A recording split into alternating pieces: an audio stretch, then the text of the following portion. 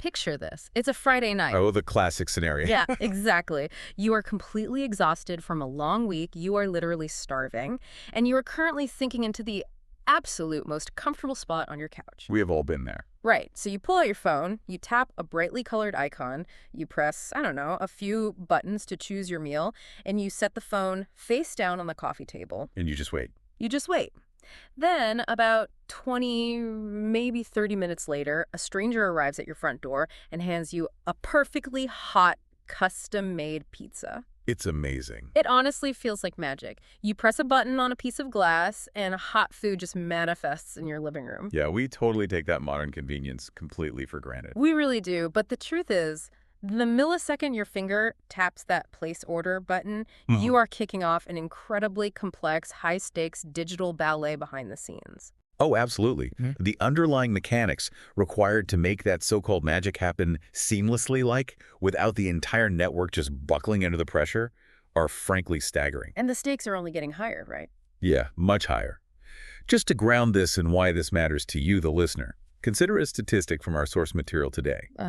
By the year 2025, on-demand food delivery apps are projected to have 185 million active users. Wait, 185 million? Millions, yeah. It is a mind-bending volume of concurrent traffic. That is insane. It really is.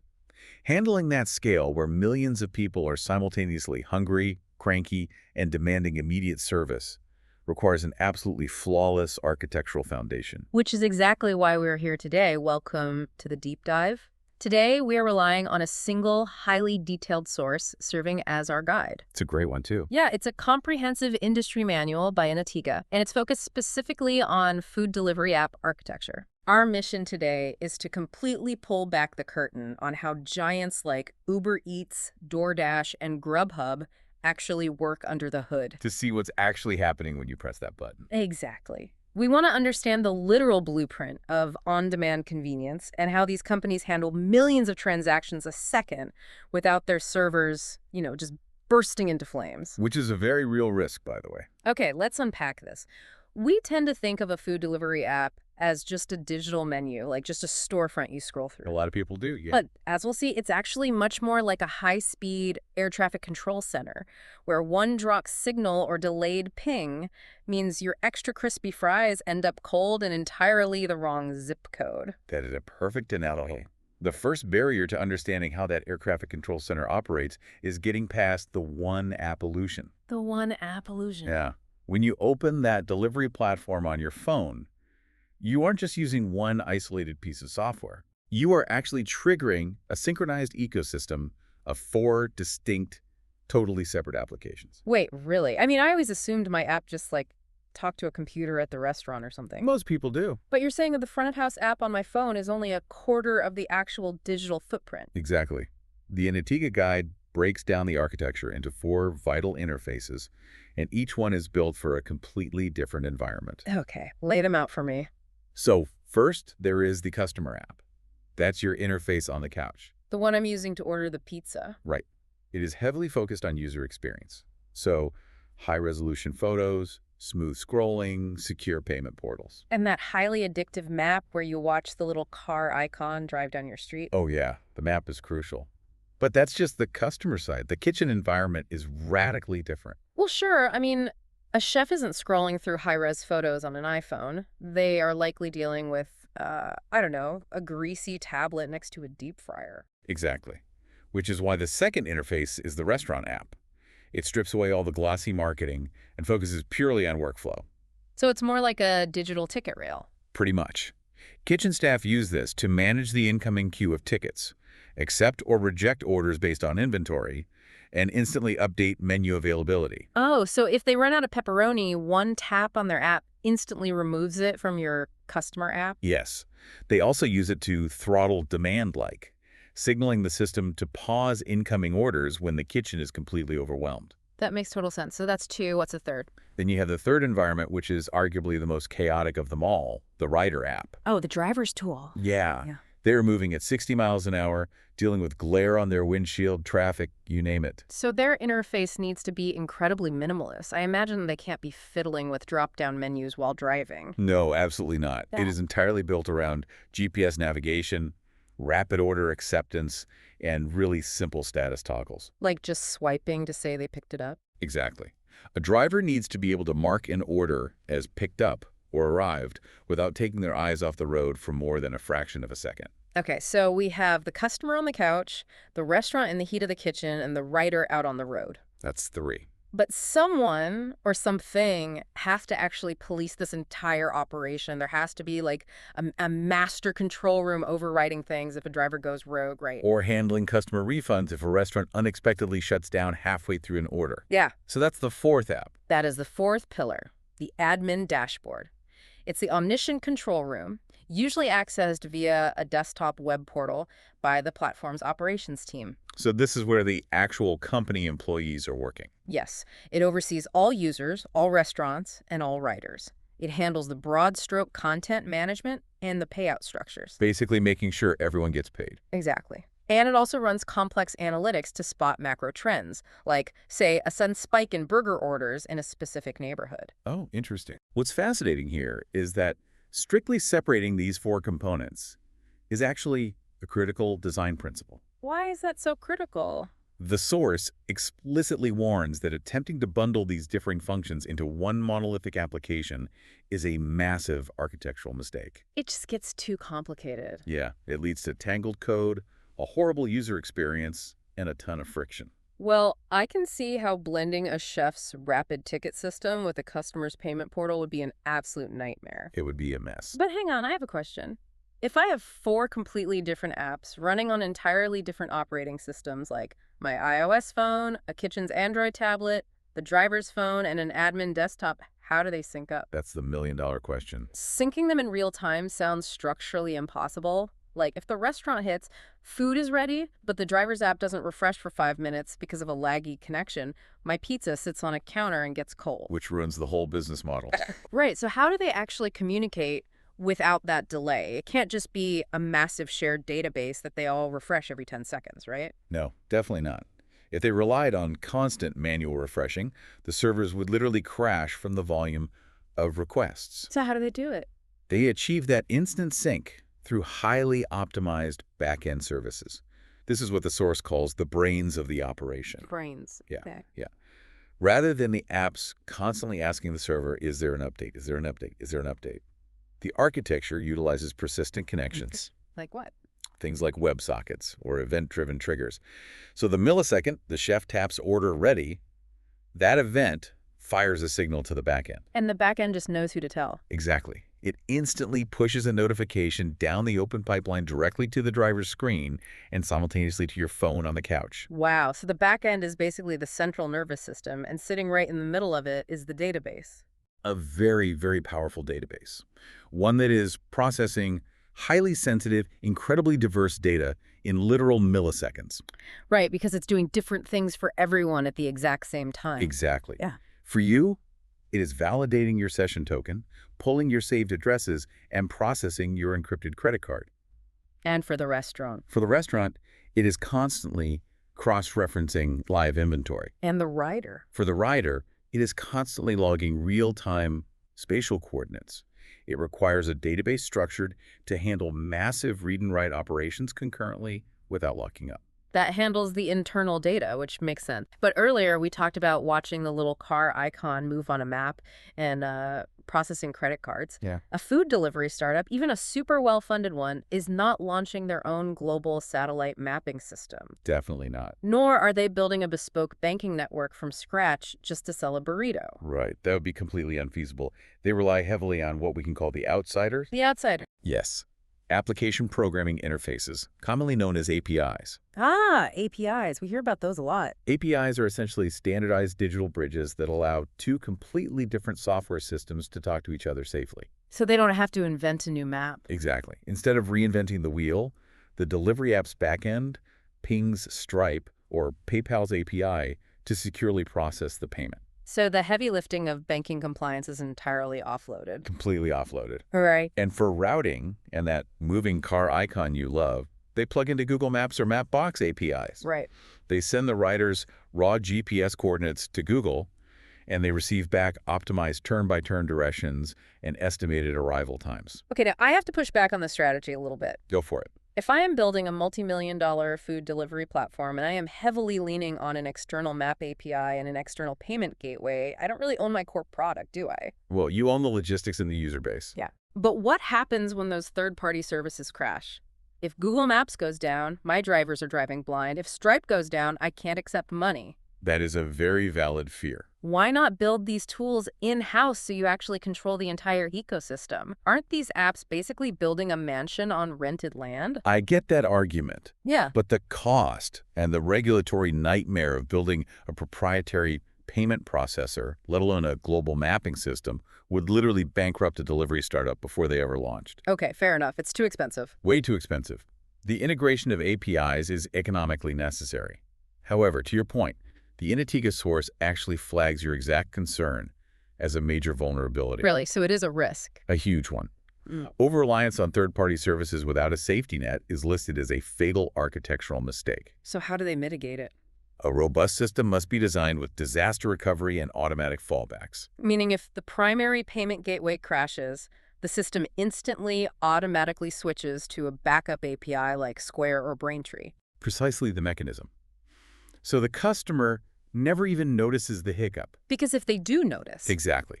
If the map integration fails and the developers haven't built in a fallback, the app simply stops working.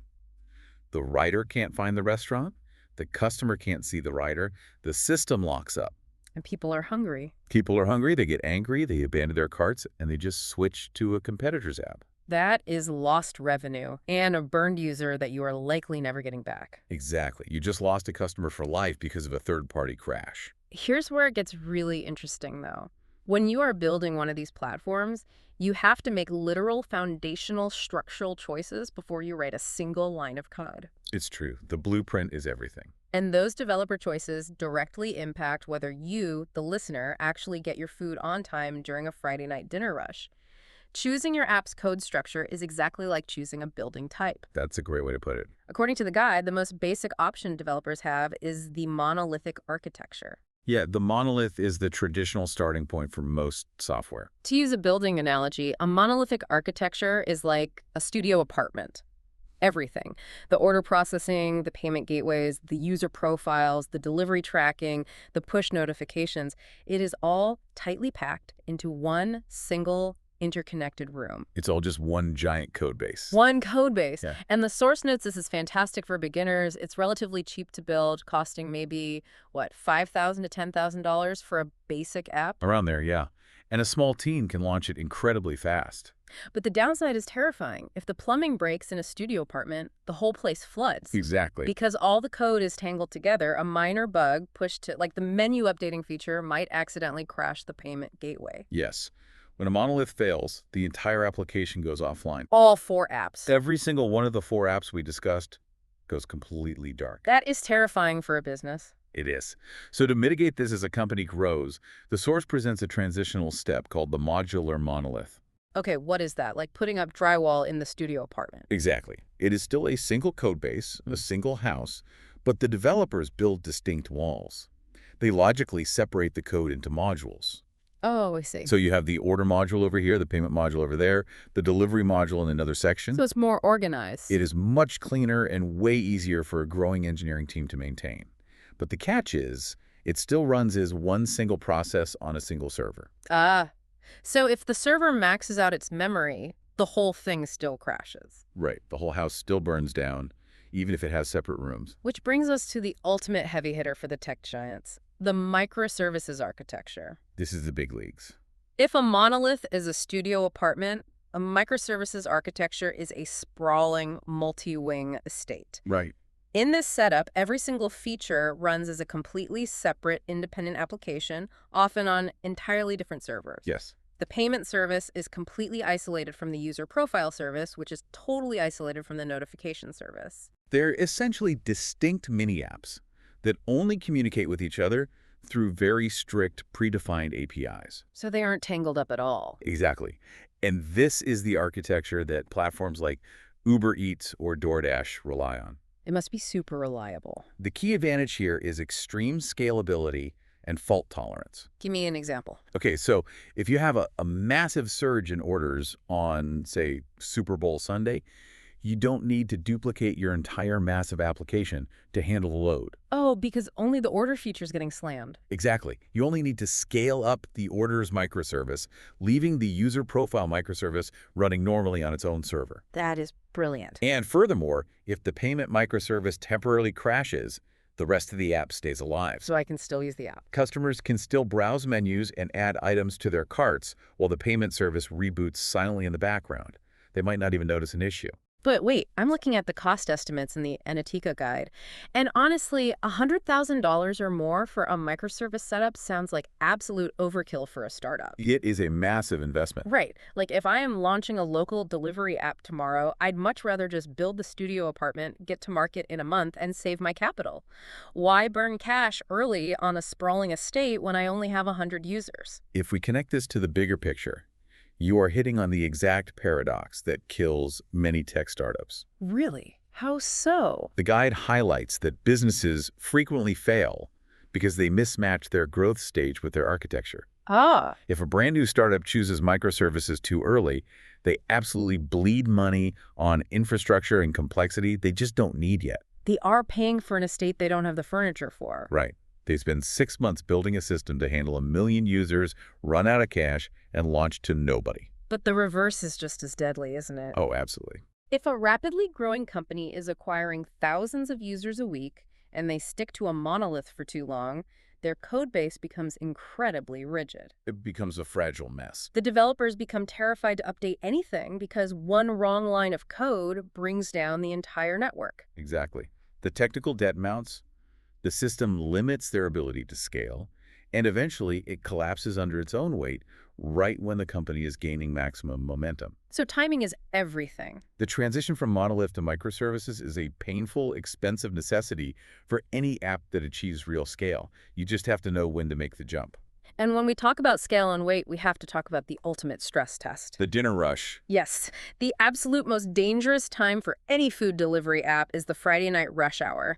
All of this expensive microservice architecture, all of these perfectly synced apps, the APIs, they are put through the ringer between 6:00 p.m. and 8:00 p.m. It is the proving ground. The logistics of hot food delivery during peak hours are uniquely punishing compared to almost any other form of e-commerce. Why is it so much worse? Because the entire back-end system must be designed for incredibly high throughput processing, a massive, sudden volume of data, simultaneously combined with extremely low latency, meaning absolutely zero lag time.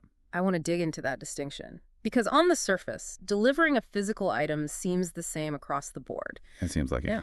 You use an app to order a product to your house. How does the backend architecture for an Uber Eats or DoorDash fundamentally differ from, say, a grocery delivery app? They're completely different.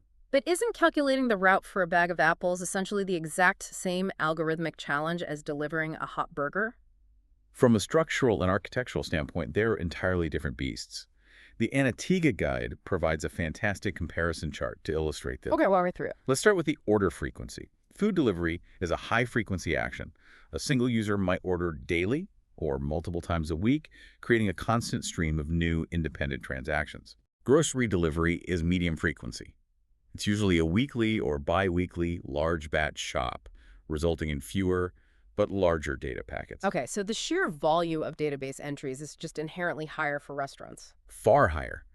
But the core difference lies in the architectural focus. Meaning what the code is actually prioritizing. Right. A grocery app's architecture is deeply integrated with warehouse inventory management, tracking product availability across massive aisles, and saving abandoned carts for days. That makes sense. But most importantly, it's focused on booking future delivery slots. If you schedule your groceries for 4:00 p.m. and they arrive at 4:15 p.m., it's generally fine. The system has wide margins for error. Exactly. The apples do not care if they sit in a truck for an extra 10 minutes. Right, there is no physical degradation of a box of cereal, but food delivery is basically racing against thermodynamics. That is the perfect way to phrase it. Food delivery architecture is singularly focused on real-time routing, live restaurant menu syncing, and extremely tight immediate delivery windows. Because the product is literally degrading. The product is physically depreciating by the second. A 15-minute delay in grocery delivery is a minor inconvenience. A 15-minute delay in hot food delivery means a cold pizza, a ruined product, a furious customer, and a mandatory refund. A refund that eats the platform's entire profit margin for that order, I imagine. Oh, easily. Yeah. Let's walk through what actually happens when the architecture fails during that Friday rush. Say it's 7:00 p.m. Thousands of people are tapping order at the exact same time. Okay. If a developer built a weak, unoptimized database, what is the actual cascade of failure? What does that look like? A weak database struggles to read and write data fast enough under heavy load. This creates what we call slow queries. Slow queries. Yeah. The backend takes, say, 3 extra seconds to match a writer's GPS vector to a restaurant's location. 3 seconds doesn't sound that bad. It doesn't, Yeah. until those 3 seconds multiply across tens of thousands of orders simultaneously. The entire matching algorithm bogs down. The restaurant finishes the food, but the app can't assign a driver fast enough. Oh, so the food just sits under a heat lamp, drying out. Exactly. Or consider scalability failures. Right.